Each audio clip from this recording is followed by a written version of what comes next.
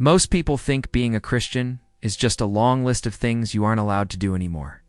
We treat our faith like a game of sin management, where the goal is simply to stay out of trouble and keep our hands clean.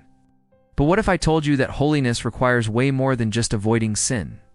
If your walk with God is defined only by what you don't do, you might be a good servant, but you are effectively a useless one. Holiness is not a vacuum. It is an active pursuit. Think about a garden. You can spend all your time pulling weeds and making sure no thorns grow. But if you never actually plant any seeds, you don't have a garden. You just have a clean patch of dirt. Many of us are living lives of clean dirt. We aren't doing anything wrong, but we aren't doing anything right either. We are avoiding the world, but we aren't impacting it. The Bible warns us against this passive mindset. In the book of James, chapter 4, verse 17, says, "So whoever knows the right thing to do and fails to do it, for him it is sin." Read that again. It doesn't say sin is just the bad stuff you commit. It says sin is the good stuff you omit. This is the difference between a life of restriction and a life of redemption. When we look at the life of Jesus, we don't see someone who is just famous for staying away from the wrong crowds or following the rules.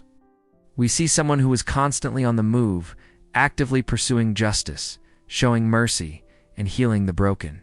He didn't just avoid darkness, he invaded it.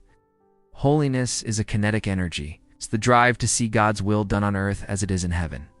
If you are stuck in a cycle where you're just trying to white-knuckle your way through the week without messing up, you're going to burn out. You weren't made for behavior tweaking. You were made for spiritual fruitfulness. A soldier who never leaves the barracks might never get shot, but he's also never going to win a battle. We have to stop being afraid of getting our boots muddy in the pursuit of love. The danger of the sin management mindset is that it leads to a subtle form of pride. You start to feel superior because your list of vices is shorter than your neighbor's.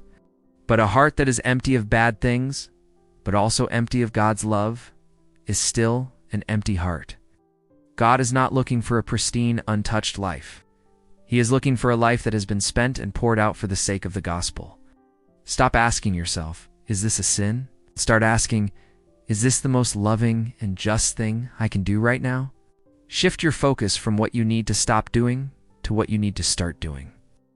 Identify one person in your life who is hurting and go serve them today. Holiness is not the absence of action. It is the presence of Christ-like love in everything you do.